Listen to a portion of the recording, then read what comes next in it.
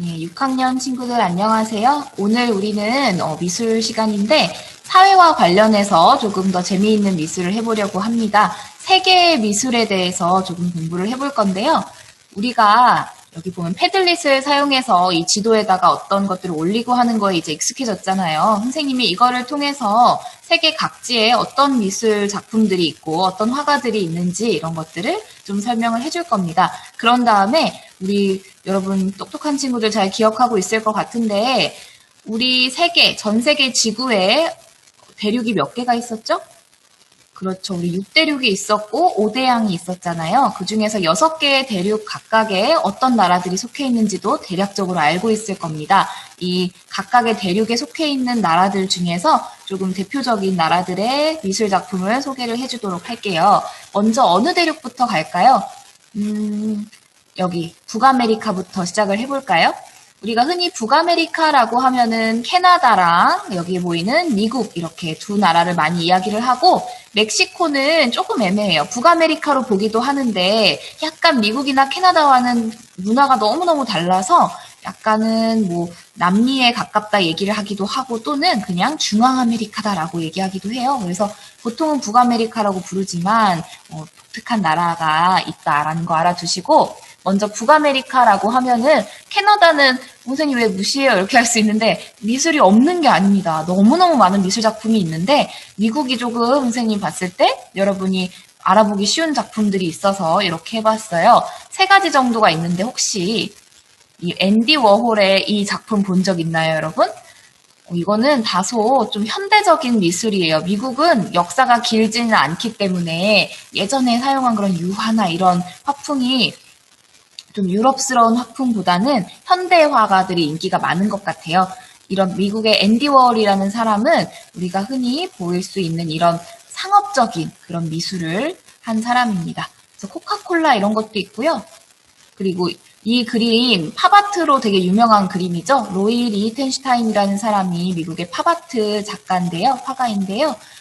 우리가 흔히 알고 있는 그런 풍경을 그리고 이런 것이 아니라 조금 어떻게 보면 만화 같은 그런 이미지를 애니메이션화 시켜서 그리는 사람입니다.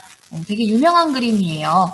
그 다음에 마지막으로 또 보면은 왜 미국 사람들은 저런 독특한 그림만 그려요 라고 하면은 안 되겠죠. 너무너무 많은 사람들이 있기 때문에 그 중에서는 에드워드 호퍼라는 이 최근에 유명해진 사람의 그림인데요. 이렇게 좀 잔잔한 풍경을 그리는 사람도 있고 뭐 조각가들도 있고 굉장히 많은 미술 화가들이 있습니다. 미국에는 이런 작품들이 있었고요. 밑에 멕시코로 한번 내려가 볼까요? 멕시코는 선생님이 한 가지 정도 유명한 사람을 찾아보았는데 혹시 이 사람 여러분 알아요? 눈썹이 이렇게 되게 짙고 이어져 있는 걸로 유명한 사람이고요. 이 사람은 여성입니다. 그래서 프리다 칼로라는 사람이고 몸도 되게 오랫동안 아팠고 이랬는데 그림에서 천부적인 재능을 보였던 멕시코 여인이에요. 여러분 나중에 크면은 특히나 더 이쪽에 관심이 있는 친구들은 많이 알게 될 것 같습니다. 프리다 칼로가 스스로의 얼굴을 이렇게 자화상으로 그렸고 다소 조금은 좀 괴기스럽다 그러나 좀 잔인한 그런 그림을 그린 사람이기도 하지만 너무 유명해서 넣어봤어요. 그 다음에 밑에 남미로 가보겠습니다. 남아메리카예요. 여기 보면은 너무 많은 나라들이 있습니다. 그리고 너무 좋은 그림도 많고 좋은 화가들도 많은데요. 여기에 콜롬비아에 좀 독특한 작품이 있어가지고 한번 가져와 봤어요.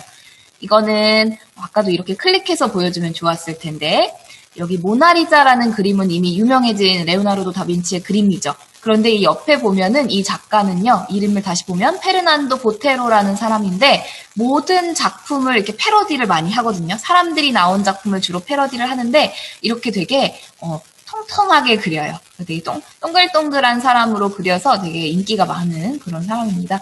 이 사람이 봤을 때는 조금 더 사람이 이렇게 동그랗고 부어있으면 더 재밌게 생각을 하는 것 같습니다. 모나리자뿐만이 아니라 다른 명화들도 다 패러디를 많이 했는데 다 이렇게 생겼어요. 이거 기억하기 좋겠죠?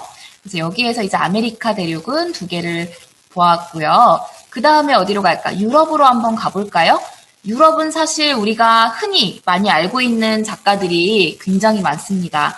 여기 보면 네덜란드 선생님이 유명한 작가를 하나 넣어놨는데 혹시 여러분 네덜란드에 어떤 화가가 유명한지 알고 있나요?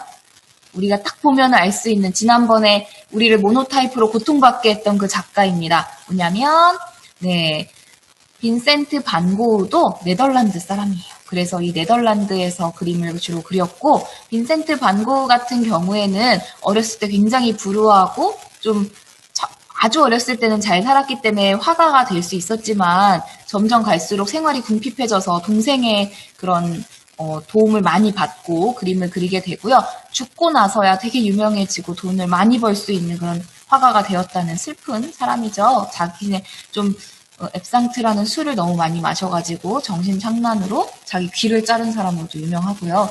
그래서 이렇게 아름다운 그림들 그린 것을 알 수가 있고요. 자, 네덜란드는 됐고 이제 여기 보니까 영국에도 유명한 사람이 있네요.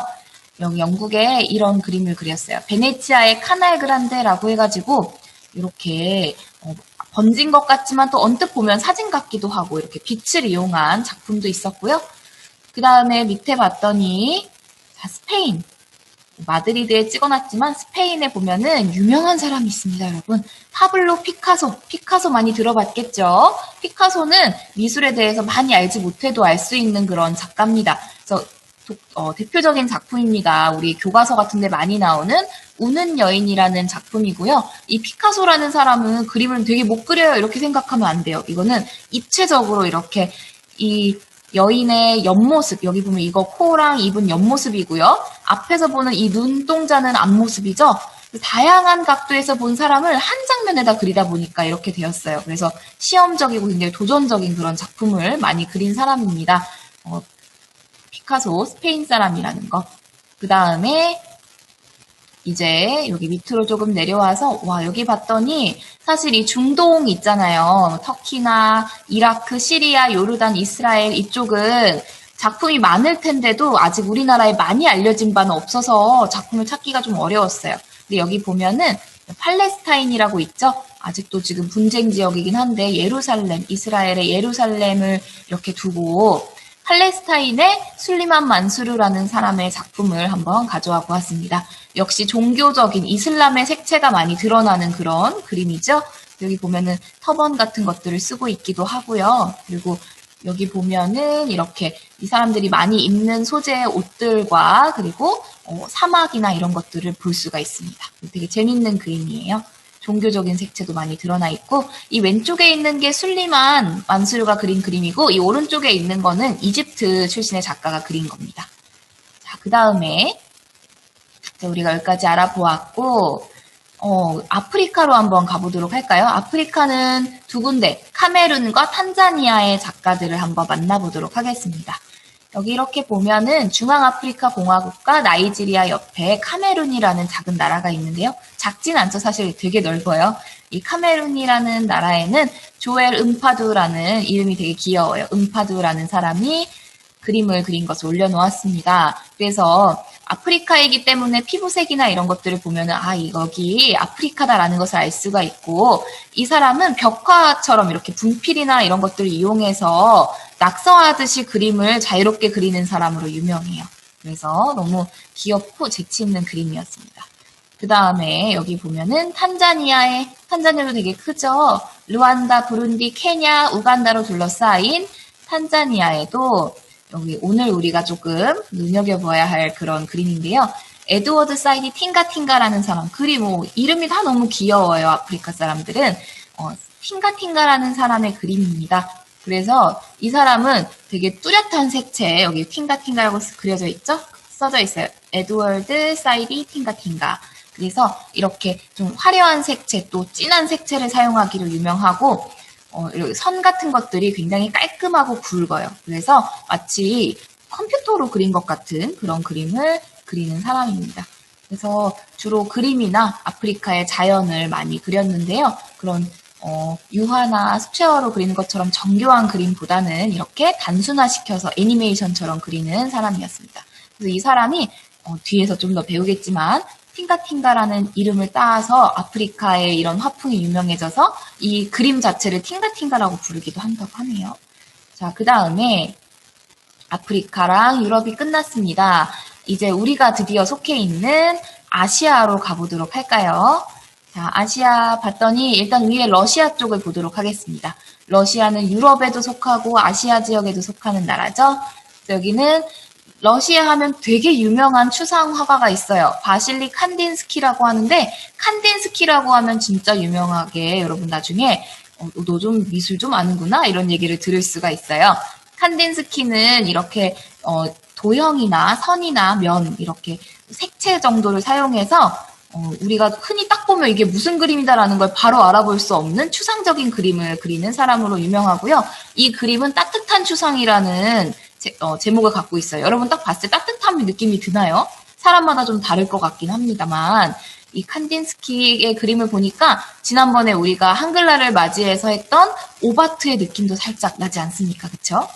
타이포 아트 같기도 하고 그 다음에 이제 밑에 보면은 대표적인 우리나라의 주변 국가들이라고 할 수 있죠. 일단 우리나라 자랑스러운 우리 대한민국 그리고 옆에 있는 일본과 중국을 대표적으로 선생님이 넣었고요.